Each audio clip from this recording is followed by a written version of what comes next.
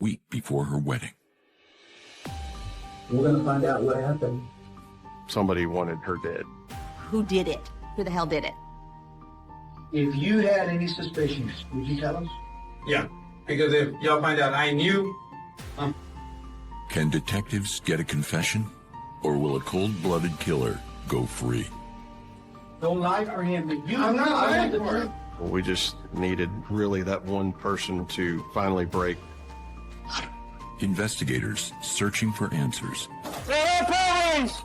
in the interrogation room. I need ambulance. I just got up and I went to the kitchen and I saw blood. She laying on the kitchen floor.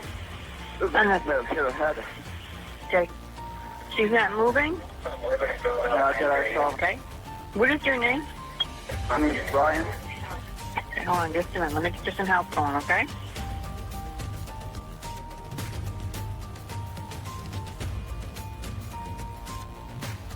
When we arrived on scene, the fire department advised on the radio that they had gone in and backed out because they had found a bullet casing next to the body.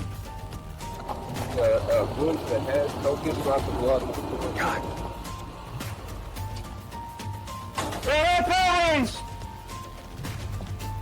Stay on me, Drew.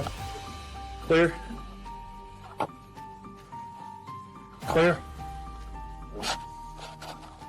Got blood in the kitchen, blood down this hall. We got one down, shell casing on the floor. Purse being right there next to her. I'm wondering if she just got here. She was shot one time in the eyebrow, and she died right there. Now to our other breaking news in Rowlett, where police are trying to figure out what led to a woman's death inside her home. Right now, police only calling it a death investigation and could not go into many details surrounding the nature of the death or who it is. As we were in the process of obtaining a search warrant, we were able to determine that it was Laura Grillo that was deceased on the floor in the kitchen.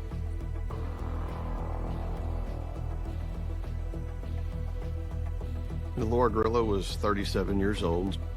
She was very active in her community. She was like this ray of sunshine. She wanted to just make the world a better place. She was gonna get married in a week.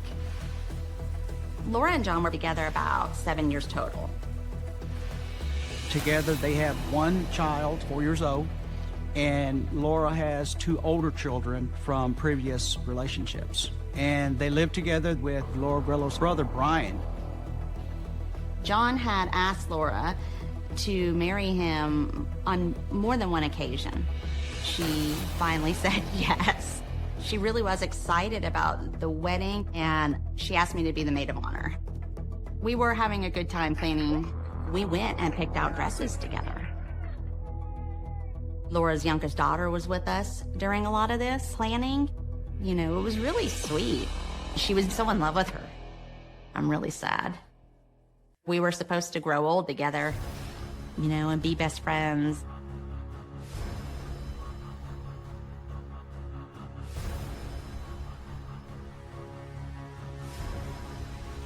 John and Laura were both volunteers with the police department in a program called VIPS, which is Volunteers in Public Safety. John engaged in a conversation with me. He's from Greece, so he spoke with a heavy accent. He had asked if Laura was in the house. Listen to me. It looks like a gunshot wound. That is all I can tell you. You have cameras on the house? Yes. Do they record? They used to. I don't know if they do. Okay.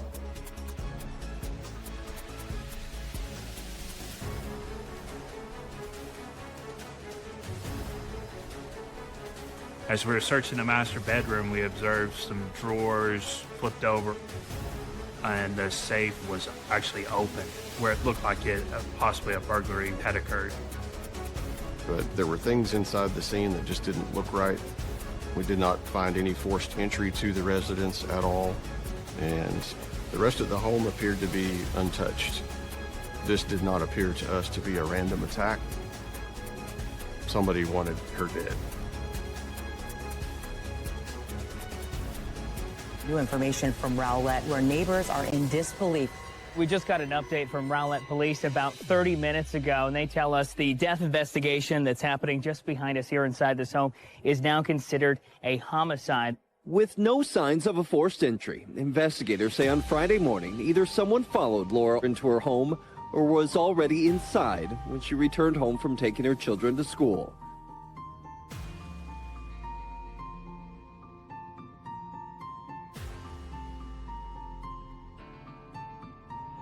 Laura Grillo's brother Brian told us that he was one. That was a concern for us initially, that a gunshot that goes off inside a house is typically pretty loud. But he told us that he's hearing impaired. And we were able to confirm, so Brian was eliminated as a suspect. We didn't find any motive. There was nothing but love between Laura and Brian.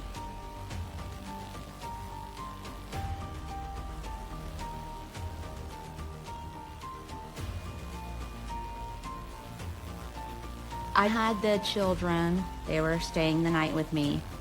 They couldn't go back home, of course. And then that's when John was at the police station being questioned.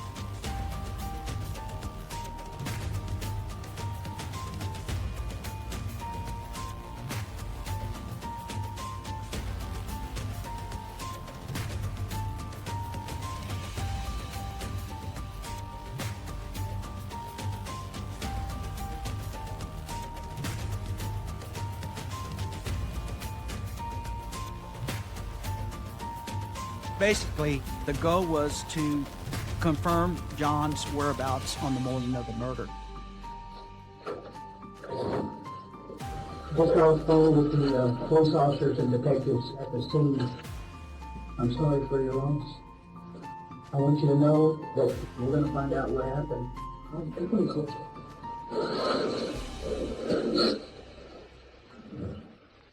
When we started the interview, he cried quietly for about 60 seconds.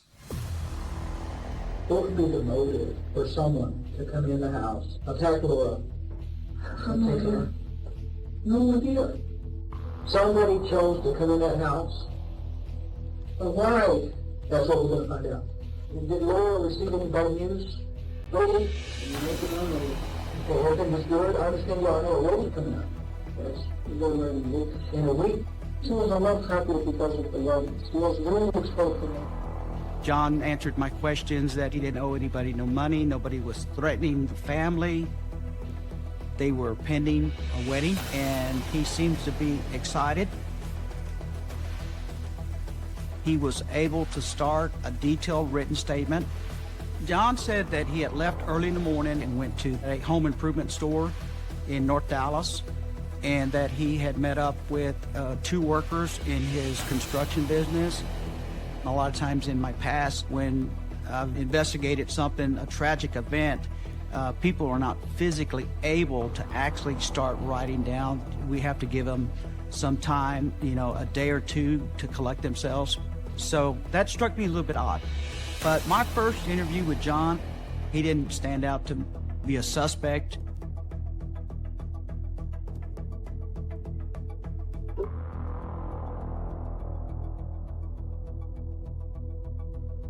The very next day, John showed up at the police department unannounced, wanting to speak with me. Everybody's asking me what is going on. My answer is I don't know. I still don't know. I need you guys to give me. Was going to be released to the public, and we just let John get as much information from him as we possibly could. I will I need to know. answer what I can and what I can tell you at this point. My biggest concern right now is the kids. How am I going to talk about that? My plan was to bring the kids to the house. After you get it all cleaned up? Yes, of course. And he doesn't really seem to be too upset about the fact that his fiance that he was supposed to marry in a week is dead.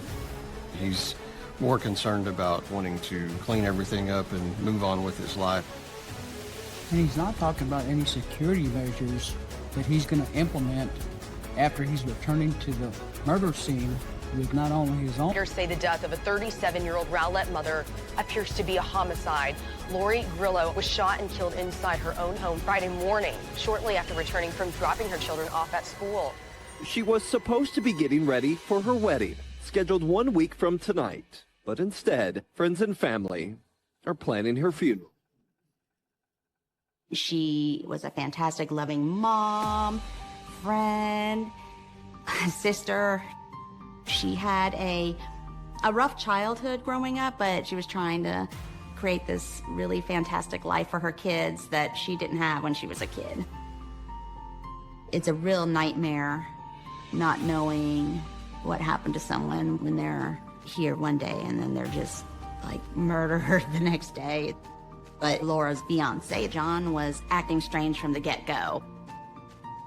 Just a few days after Laura was killed, John asked me, he's like, I have a feeling that the Rowlett Police Department is going to try to pin this on me and take the kids. I knew something was wrong.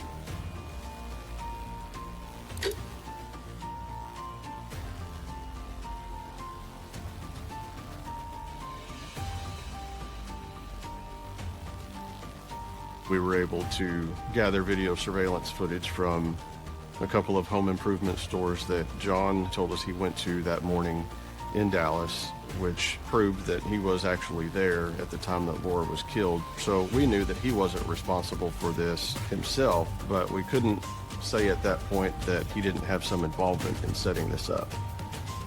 And we were able to confirm that a short time later, he had met up with 2 workers in his construction business.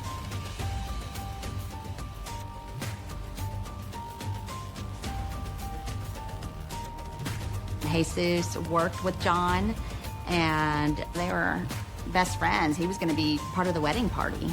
Jesus was John's right-hand man, kind of his job foreman, John's go-to person. James said that he had only been working for the company for 3 weeks, so he had barely met John.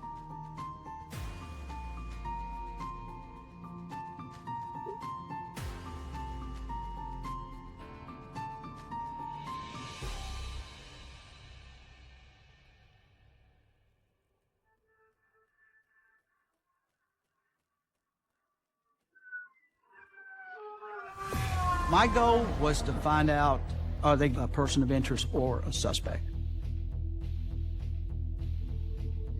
And he texted me, don't be late. Okay. Both Jesus and James were very upfront, very cooperative, very talkative. The stories matched. They both said they were together the entire morning, and both James and Jesus denied being in Rowlett that morning, having any knowledge about what happened to Laura, who was responsible for it. Let me ask you this. I'm going to ask you something. Yeah, go ahead. If you had any suspicions, or if you had any personal knowledge that John was responsible for Laura losing her life, would you tell us? Yeah, because if y'all find out I knew, I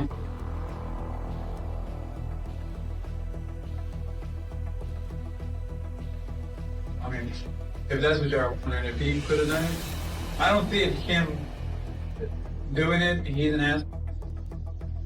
I don't see it like that. Right. You know, I mean, since it happened, just like y'all been doing, you know, is it the husband? Is it the brother? Is it, you know what I'm saying? Who is it? Let's, I've been doing the same thing. Exactly. You know, and that's the same thing we do. And you kind of brought it up, you know, because you said, I don't think he did it. He's an ass. Stuff didn't really make sense when his boss's fiance, who he had also known for several years, was just killed. Kind of felt like he was making a very good effort to deflect any attention from himself.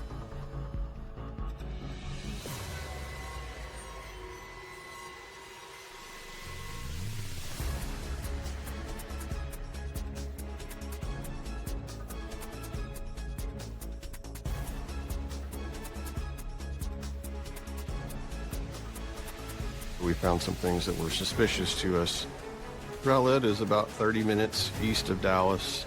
Jesus told us in his initial interview that he stayed in Dallas the entire morning Laura was killed, and his phone records showed otherwise. What we found is about 8:26, he pinged a tower in Rowlett And the time that his phone hit a cell tower in Rowlett, about a mile from Laura's house, was right about the time that we believed that Laura was killed. That was a big problem for him. There was a lot more to this that he wasn't telling us. We needed to figure out.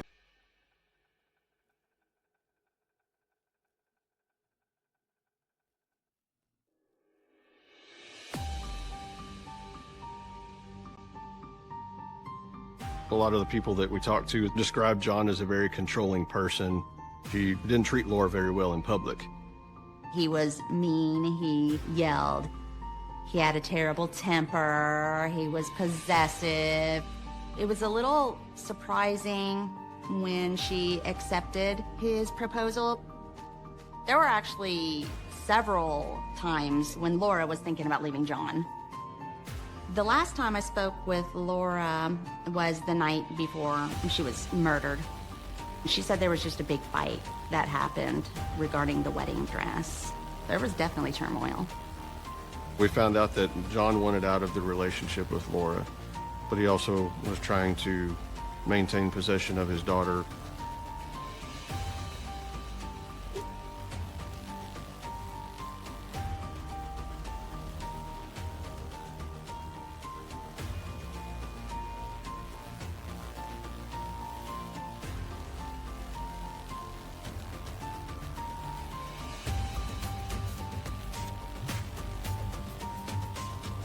We know that James and Jesus were together that morning prior to them meeting up with John. We wanted to talk to James again to let James know that we knew Jesus was lying to us.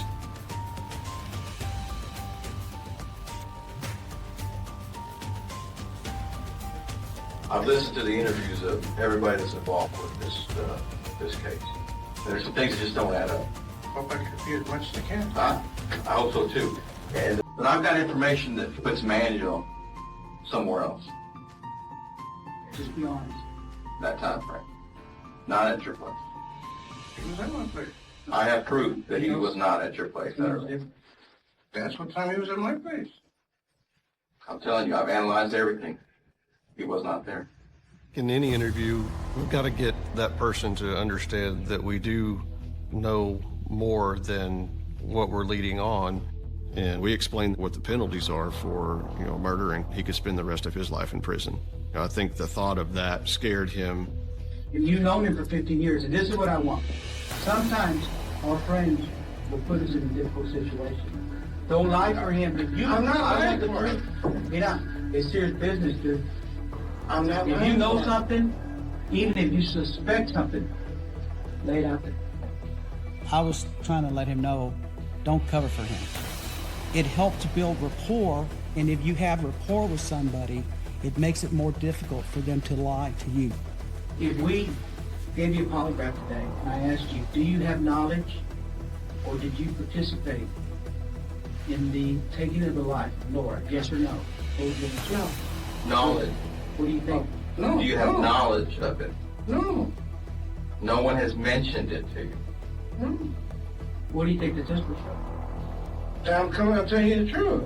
Still, even as we confronted him with facts that we knew, he continued to deny, but I classified him as a weak denial. We knew that he knew something about the murder.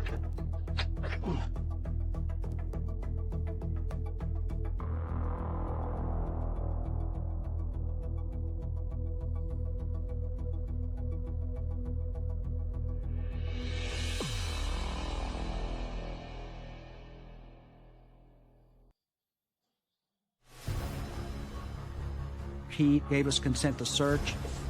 We did recover a usable amount of marijuana and a backpack that was underneath his bed. Whose bag is this? This is that backpack's all his. I noticed a change in his demeanor when I pulled out the backpack. I opened it up. It had latex gloves in there. It had 2 brand new phones in there. It was a little bit odd for me. So that gave us he fled the area. We were not able to locate him, and we had some concern that James may do the same. We decided to go ahead and charge him with that marijuana. That's the reason why James ended up back in jail.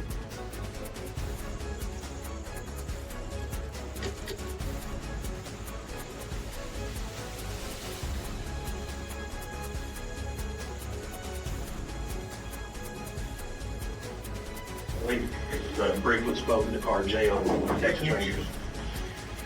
Yeah, Texas Rangers are the state police here in Texas that are very helpful in assisting smaller agencies to investigate crimes of this nature. Never seen the face, real Texas Ranger before. Still on TV. Well, he's a real deal. James seemed to be very intrigued by the Texas Rangers. He seemed to be impressed.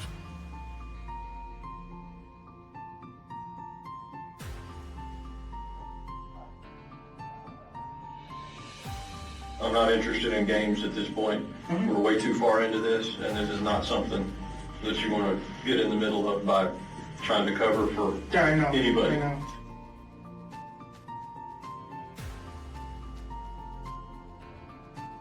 I've been trying to go over it more and more in case y'all come to talk to me, because I want to help out as much as I can. James knew that it was a very serious situation, but we just we couldn't get James to tell us what he knew at that point.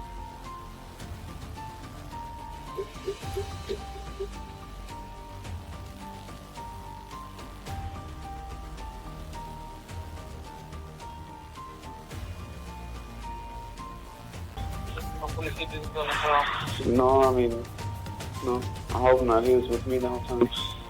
They were clearly concerned about James being at the police department for so many hours and what he was telling us.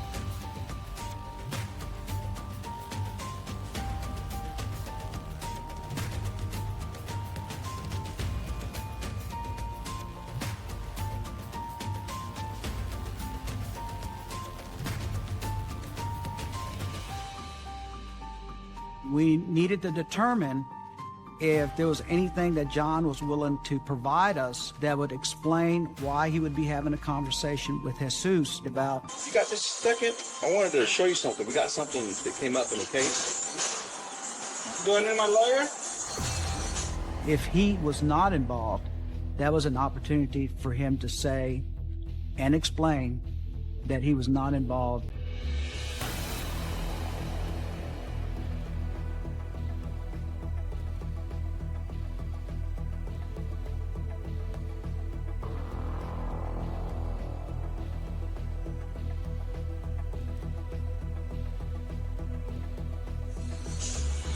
Listen to it. Listen.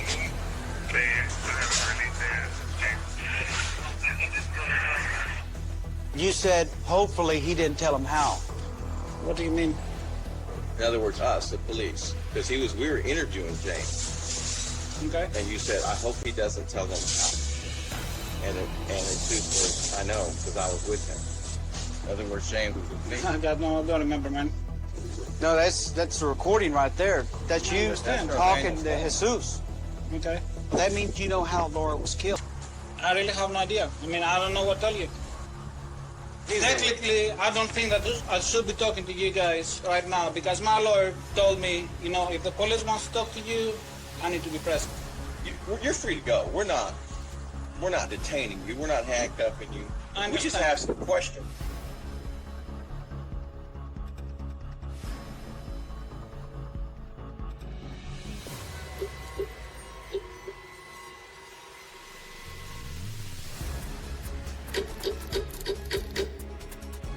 We were able to get in contact with a couple of his ex-girlfriends, a former roommate of his, and these people had direct knowledge about Jesus being hired by John to kill Laura.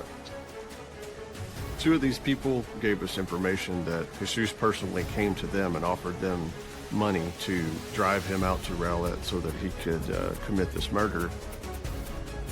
Both of those people didn't want anything to do with his plan. So at this point in the investigation, our theory was that James was most likely the driver, and we felt that John paid Jesus to kill Laura.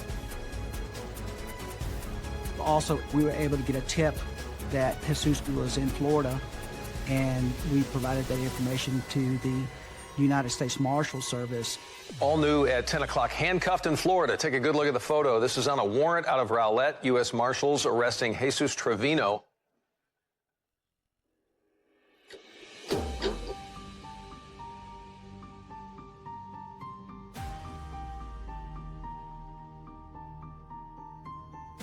Jesus had been arrested, but we still did not have proof that John was an active role co-defendant in the murder of Laura Grillo. We just needed really that one person to finally break and just confirm everything that the investigation had showed up to that point. Jesus had a felony criminal history.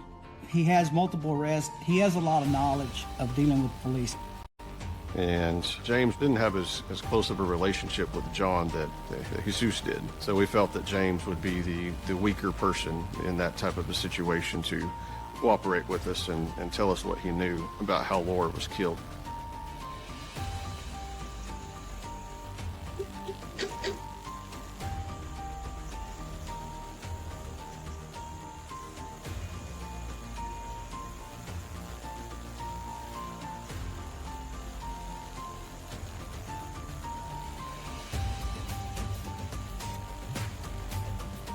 Hey, James. Jim on with the Rangers. How you doing? James seemed to be very intrigued by the Texas Rangers. He really seemed to like dealing with the Rangers, like talking to the Rangers. Well, I know that you dealt with some guys, but I'm a little bit different than them because really all I do is homicides. My conviction rate, my solvency rate, 100%. You actually remind me of the legend of the Texas Rangers that I heard about. But with the old Wild West days, they'll send all these marshals and sheriffs in there, and it took one Texas Ranger. One Wyatt, one Ranger, right? Okay. Texas Rangers, they're a legend here in Texas. I think it made an influence on James in order to give more of the truth. You know this young lady? Guess who she dated? That's who. Would it surprise you to know that this young lady told us that Jesus talked to her about how he was going to get paid to commit a murder. He was going to kill his boss's wife. You know this joker? He approaches him and offers him some money to drive a car so he can do what? Kill his boss's wife. So you think those two stories are legitimate? I mean, that's a lot to make up. He understands that now we know a little bit more than we did the last time we sat down. You see, his arms are open, he's pretty relaxed, and that's a good posture to move in, to draw in more of the truth.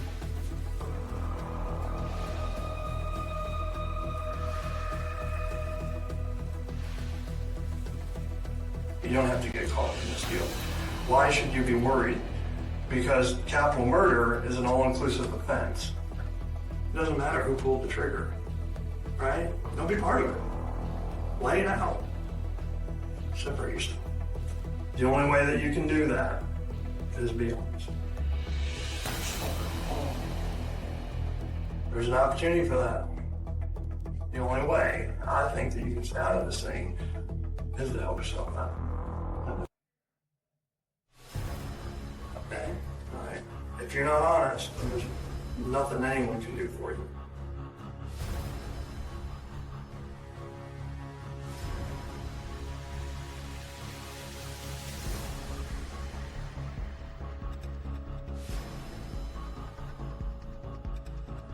Wow, God, just give me a second.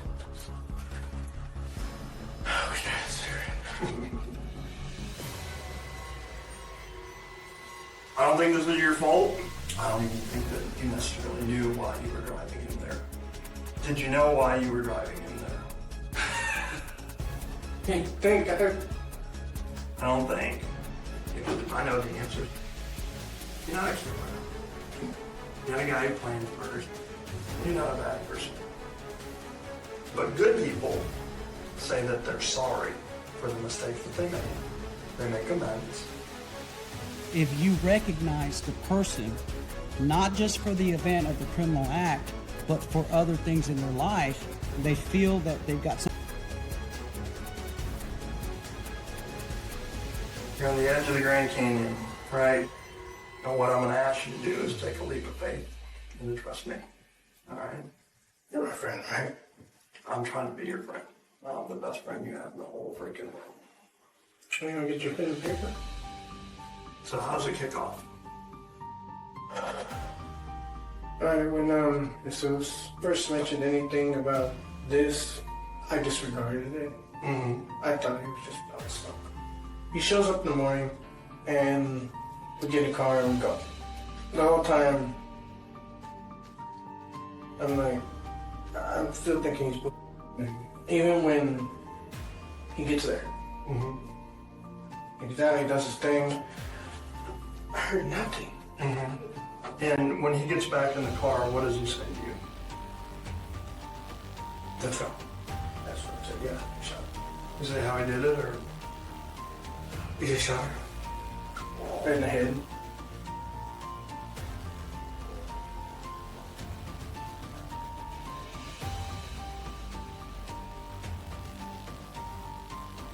Right, but it's pretty obvious that John ordered it. Yeah. Did Jesus ever say how much John paid him for it? He was boasting about something about 15 grand. Were they threatening and all, or just shut up, or they saying, man, don't talk or else? I got that money from Jesus. What'd you do with you? He got rid of it. Where? At the gas station up the street. Put me in some cuffs and let's get in the car and I'll take. I don't know the street, but I can take you that way.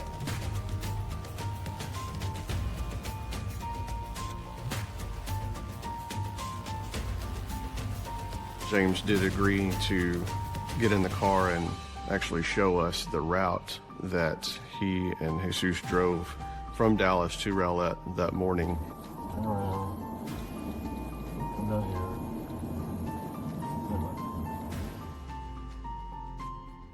And James was able to show us several places that evidence was discarded. Okay.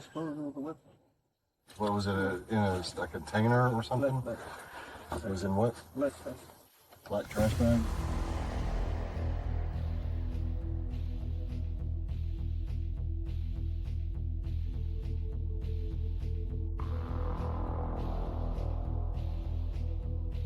Once James finally did decide to tell us what he knew, we were able to take John into custody as well.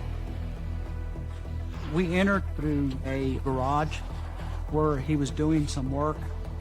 He was taken to the ground and handcuffed.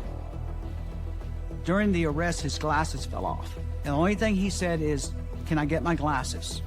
And he never said a word. He never spoke. We were instructed to drive him to the Dallas Sheriff's Office and turn him over to Ranger Holland. I'm guessing you probably have about 50,000 questions right now in your mind, wondering what's going on. Would I be right with that?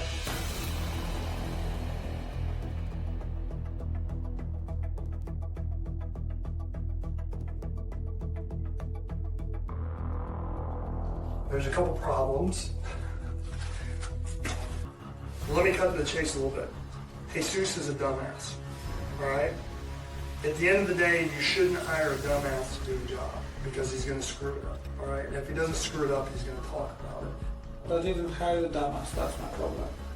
Do what? I did not hire the Come dumbass. on. I did not pay him any money, that's my problem. I know I'm going to kill.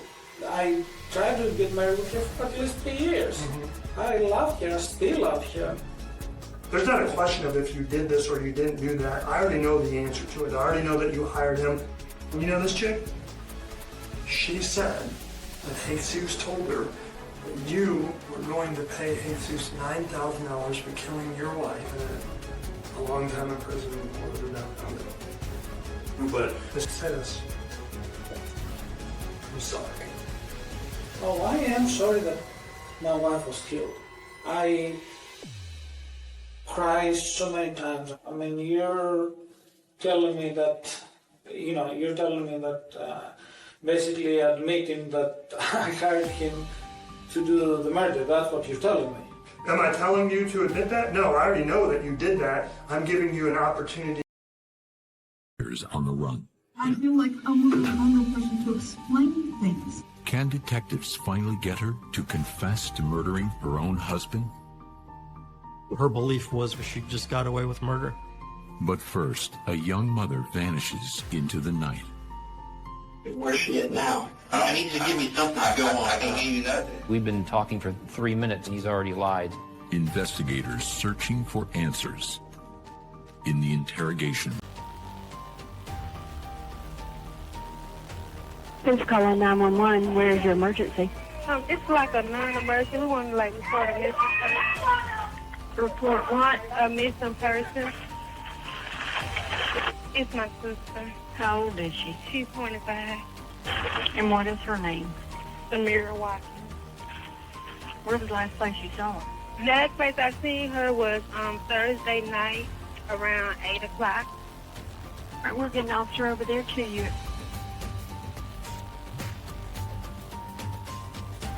Samira Watkins' sister reported her missing and made it very clear that it was highly unusual for her to go several days without talking to anybody. Sometimes people just get up and leave.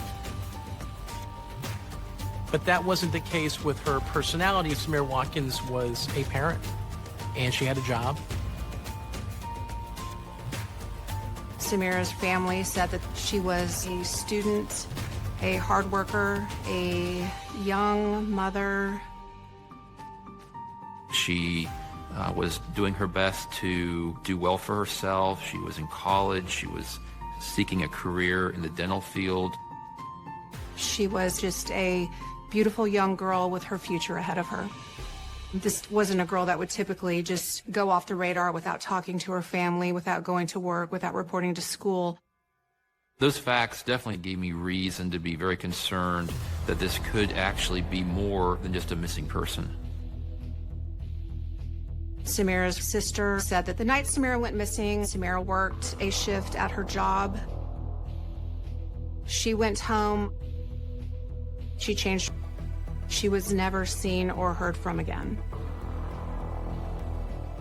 So it just made sense to go ahead and talk to Zachary Littleton as quickly as possible to see whether or not Samira had actually made it to his apartment. He could very well be the last person that had seen her.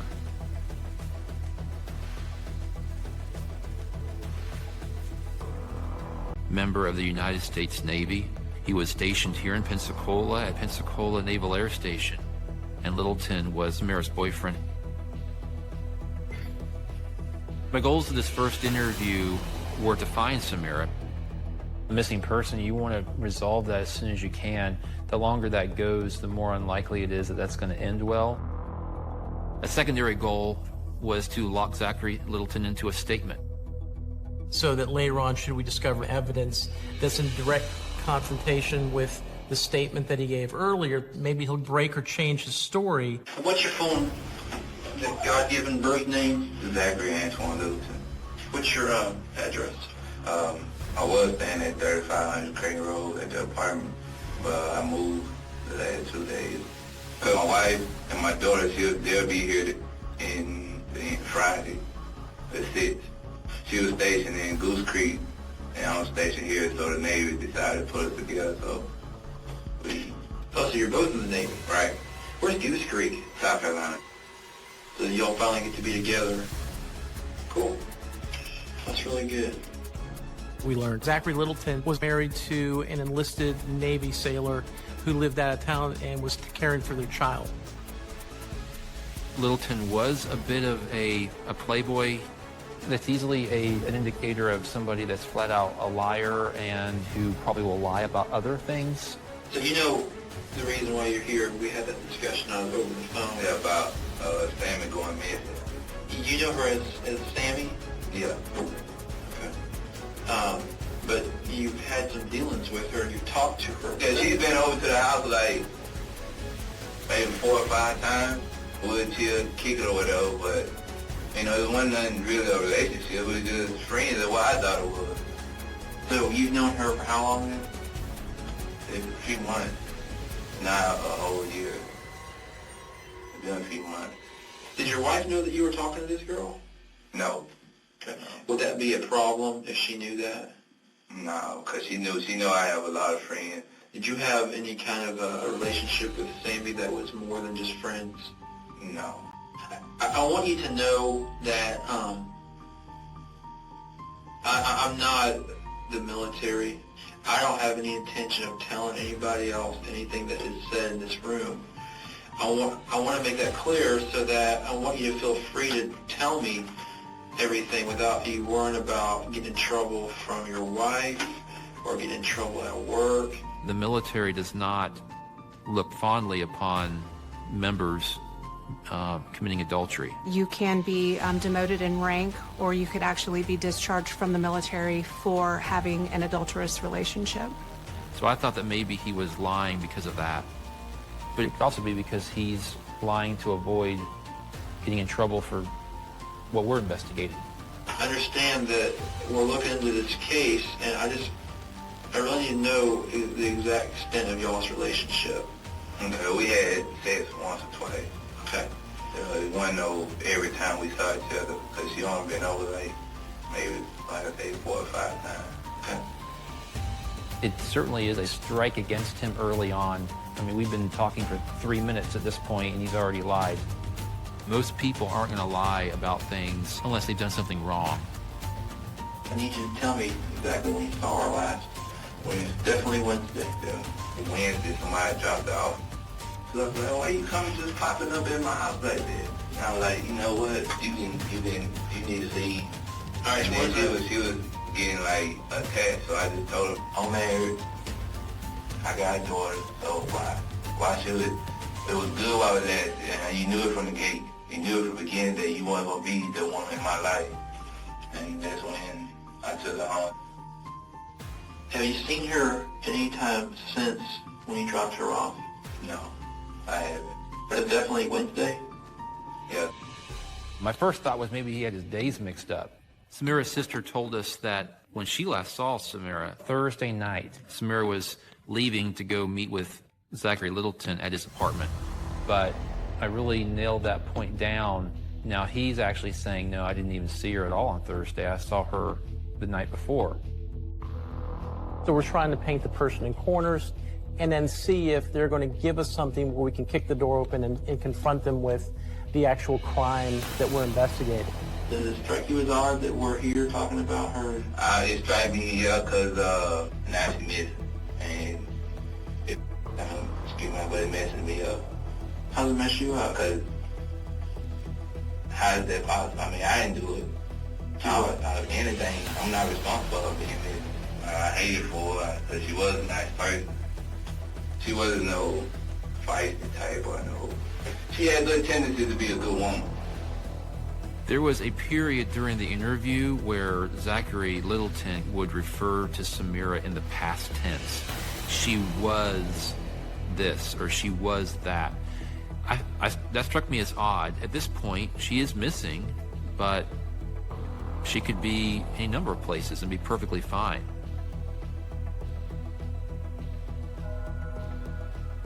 All right, I can tell you're ready to go. Yeah, I mean, I'm ready to get you out of here. I ended the first interview with Littleton because I was trying to maintain the ability to have him come back for a second interview later on in the investigation. Littleton had definitely not relieved my suspicions of him, nor did he lead me to where she was at.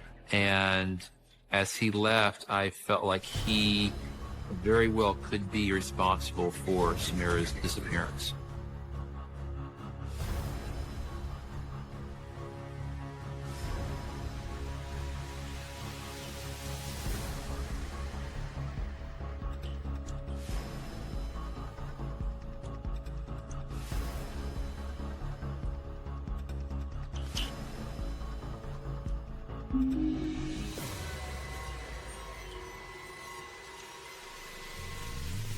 Before Watkins went missing on October 29th, she told her mother she was going to her boyfriend's apartment to talk to him. Nobody saw or heard from her after. Samira's sister, April Joseph, says Samira only knew the man for a few months. Family members say the man is a married sailor. If we were going to find Samira alive, we really needed to find something out very soon.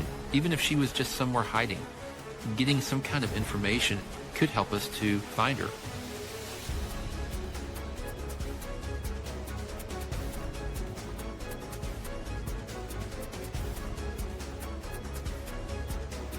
We learned Samira Watkins had recently become pregnant. Samira's family made it very clear that Littleton definitely knew she was pregnant and that the baby was his. Her family said that Zachary Littleton was not happy about this information. Zachary Littleton was so against her pregnancy that he encouraged her to get an abortion.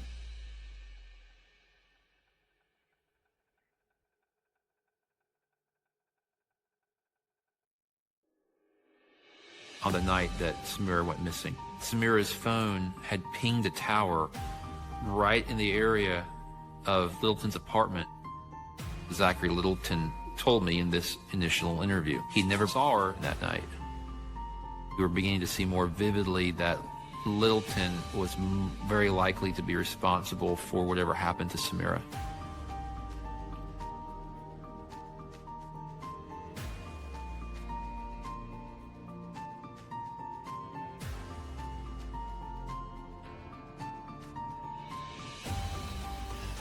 Alright, I'll be right back. Alright. We decided to ramp up our approach a little bit. This interview was not as laid back as the first. We still did not know where Samira was. Or to set traps for later understanding in the investigative process. We're going to talk about what's going on, and I hope that we can maybe try and figure some stuff out. Okay. What do you think happened with her? And where is it? Where's she at now? Okay, what do you think though? I understand that, but what do you think? What do you think? I don't know what to think. You need to. Yeah. You need to. I need to? Yeah. You need to. You need to think real hard about different possibilities. What are the possibilities that you come up with in your own head? I ain't really thought about it like that. Yeah, you have. No, I ain't. That's totally unnatural. Anybody in this situation who was innocent, they're going to be racking their brain thinking about what happened to this person, and now it's a matter of challenging to see if he'll come off of that story. I need you to rack your brain. Okay, I'm hoping that maybe you can tell us some places that we might go look based on your conversation with her, because if we find her, we can resolve the whole issue, right? So. And me standing up and raising my voice and projecting it a little bit more, it's testing to see if they're susceptible to a person showing dominance over them. I mean, maybe something happened to her en route. Okay. Maybe she did tell people she was on with in my house. What sort of thing would possibly happen to her while she was around?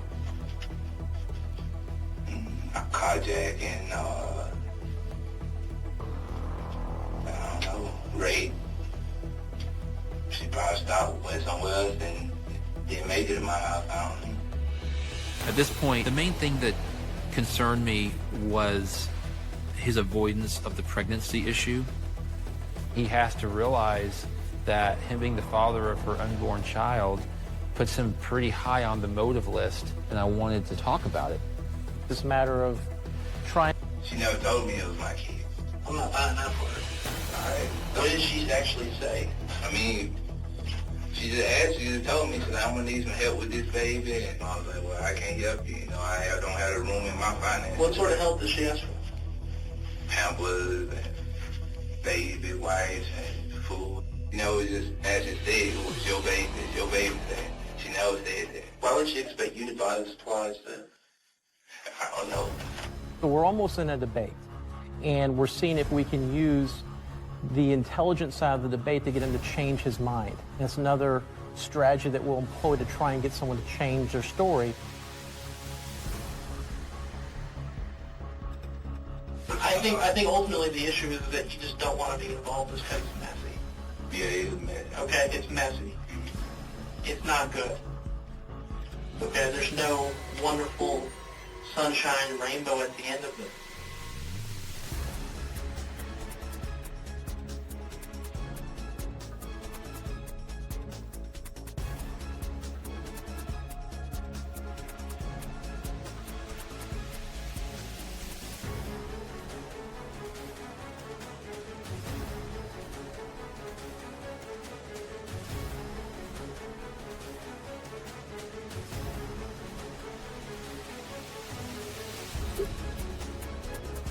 On the morning of November 3rd, some jet skiers found a large duffel bag that was washed up on shore of a waterway very close to Pensacola Naval Air Station.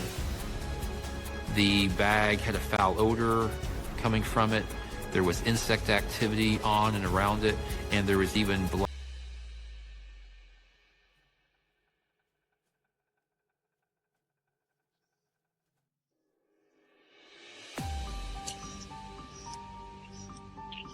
When the sheriff's office got there and they opened it up, they did find a body of a female inside of that bag, deceased.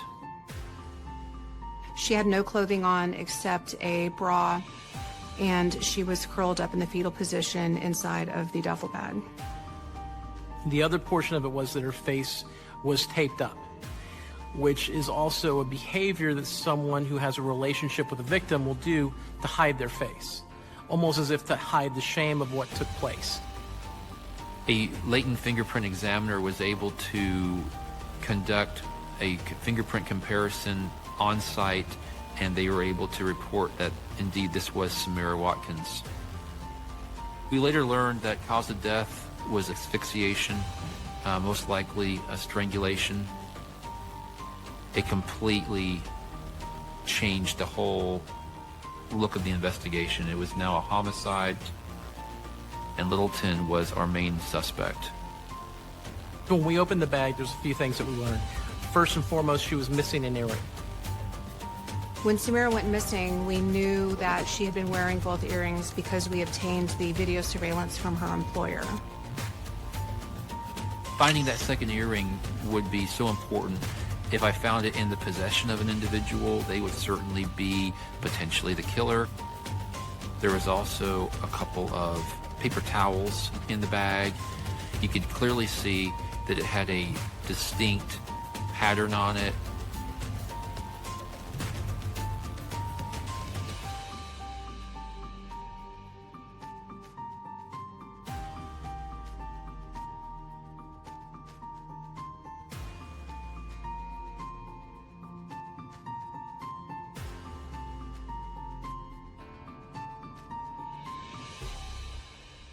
It was more or less pulled up into the driveway and just abandoned. So we started pulling video footage from the area. We found a local restaurant where we found footage of Littleton walking in the night that she ultimately disappeared. It puts him in the area where her car was dumped. He made mistakes. He made big mistakes.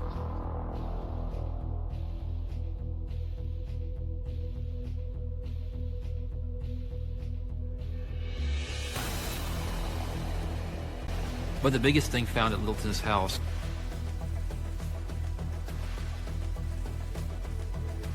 was that matching earring, the earring we'd been looking for. That was a direct link between the victim, the scene, and the suspect. Any doubt that I had, which was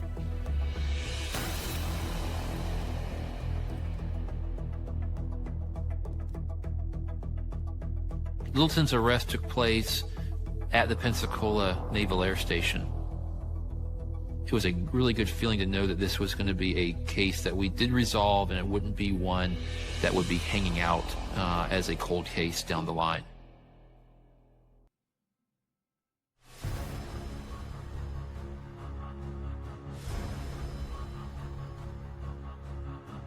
I believe the night Samira Watkins went missing, she drove over, but then law enforcement was so quickly in touch with him, and that's why he started telling the lies that he did. It would have been much more difficult without the two interrogations because the jurors would not have gotten to see Zachary Littleton's cold demeanor, his lack of concern for Samira, and the fact that he was lying in both interviews. I don't know what to think. You need to have. You need to. I need to. Yeah. Zachary Littleton was sentenced to life in prison without parole. Justice was served. This was such a tragic case and involved a young mother and her unborn child, and because of that, there was a special sense of desire to do justice for them.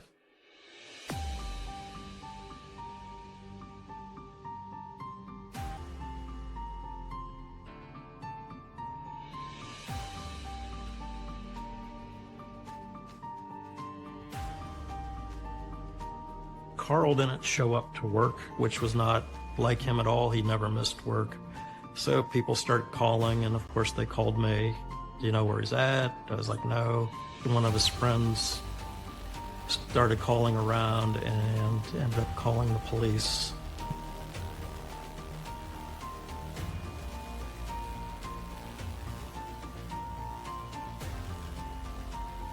When the Newton Falls Police Department arrived on scene, they did not notice any signs of forced entry. Everything looked okay, and they eventually contacted Carl's parents.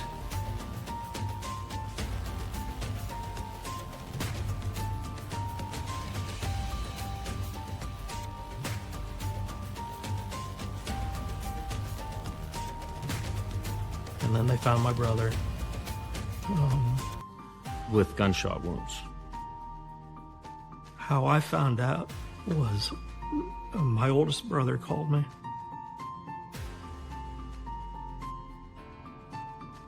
Carl was a kind person, very patriotic,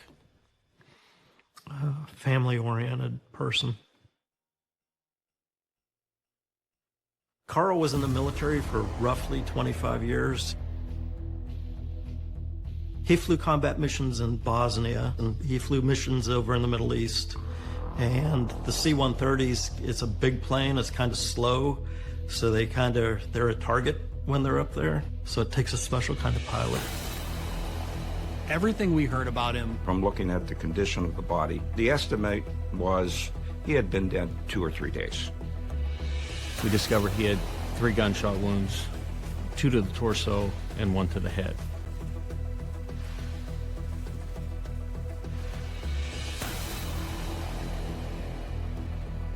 it was obvious signs of foul play, instantly apparent.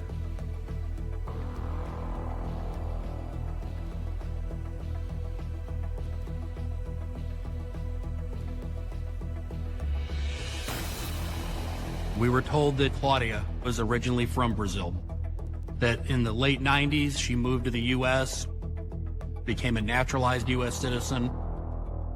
Carl met Claudia through Match.com, and he dated her for a couple months, and then for whatever reason, he decided to run off to Las Vegas and go get married. That was a little impulsive for him. 6 to 9 months into the marriage, he started wanting to get divorced.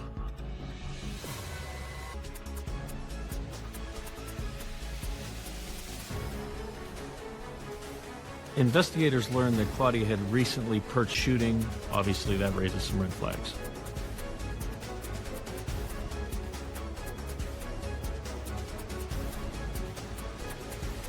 It was very clear from the track of her phone that it was going to the Pittsburgh airport.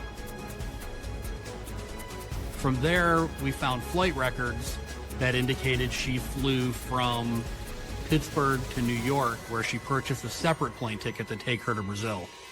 Within a matter of a couple months, we had Claudia located in Brazil.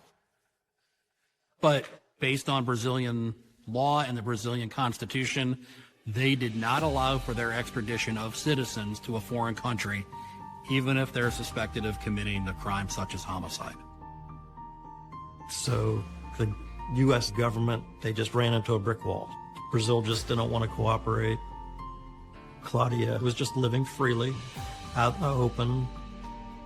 Her belief was Brazil would never extradite her, so she just got away with murder.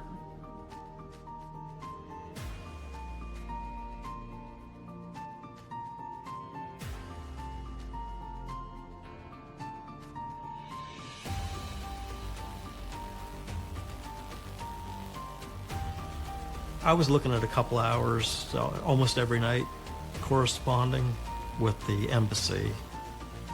I just really wasn't willing to give up. That family never let go to the idea that anybody could get away with killing their son, their brother. Our case was in the late 90s. Claudia becomes an American citizen. She signs her documents taking allegiance with the United States of America and denying her loyalty to Brazil. That got us in the door. I said, I don't want her Brazilian ass, I want her American ass.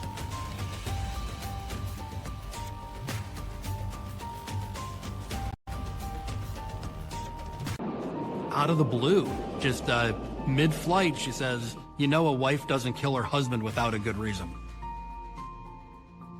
It put those of us on the plane in a really tenuous or unique position.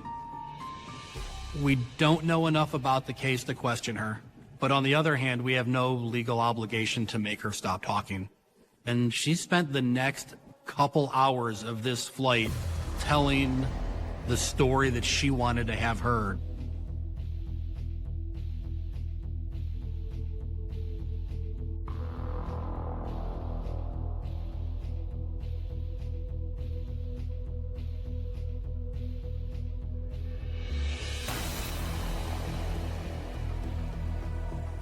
Although I didn't have the facts of the case, I was in the unique position of, you know, having sat on that plane with her for so long that we had a rapport. My role was just to try to keep her comfortable, to keep her talking.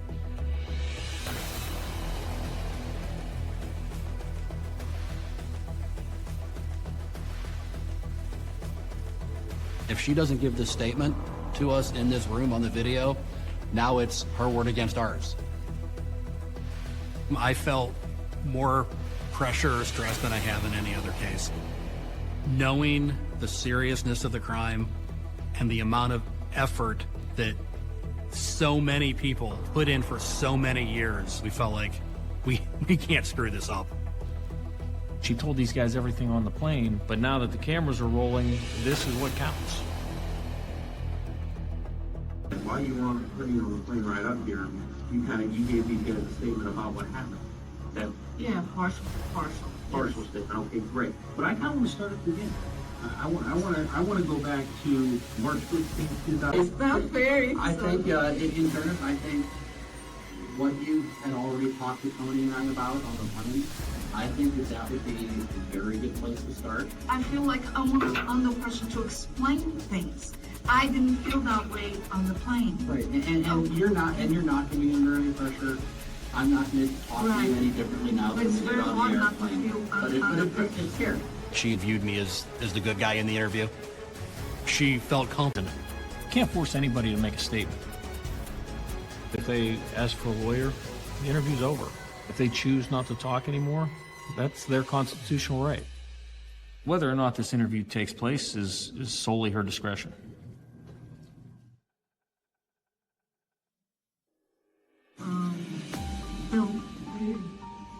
I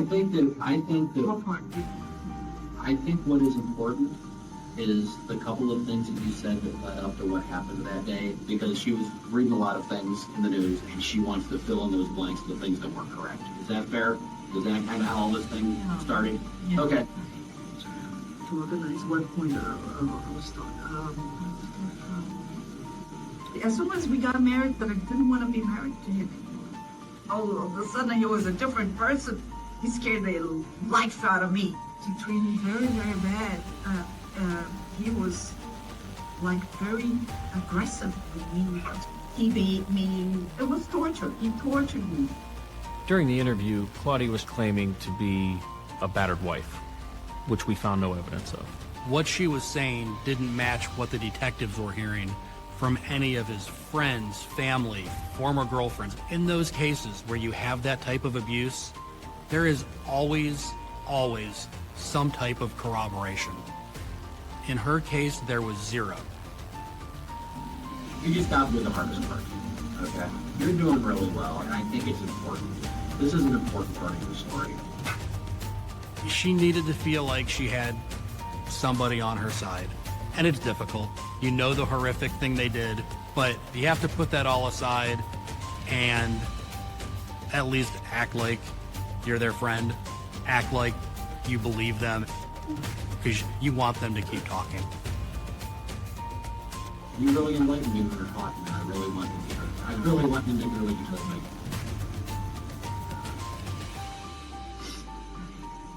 I was pregnant. And he got very, very angry and he went crazy. He said, I never want to be a father. I never want to have children. I want a wife. I said, but I'm 40 years old. I can't. I'm not going to get an abortion. You will get an abortion. One of the things that I noticed right away was how rehearsed everything she said seemed to be. There were a lot of statements that she made in the interview room that were just verbatim, just word for word what she had said on the plane. Even some of her hand movements. It was like she had been practicing this story, and that struck me as really odd. After that, things start spiraling out of control, right? Yeah. I had a plan. If he doesn't want to accept this pregnancy, I'm going to kill myself. I bought a gun. I went to firing range, right? Because I want to shoot. They have to understand about the recoil. Well, I can't say that I've really been made aware ever of somebody who bought a gun or obtained a gun to commit suicide that went to the shooting range and practice. Here's the thing from the aspect of an interview. Sometimes a lie is more powerful than the truth. We just had to let her keep talking because the more that she does that, the worse it is for her. So I started drinking and I had a gun. What a gun. So now you're on the right track. You're on the right track.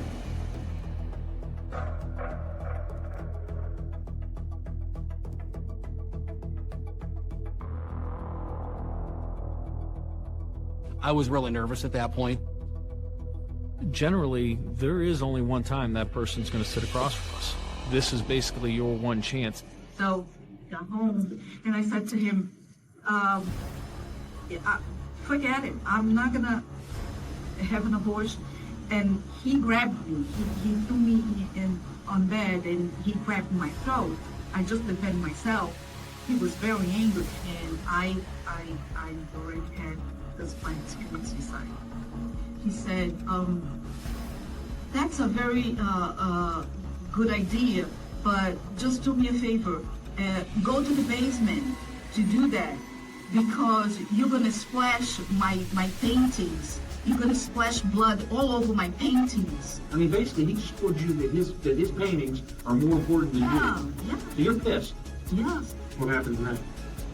Well, what happened next, the guy got very angry and I got up real fast and I shot. Shot what?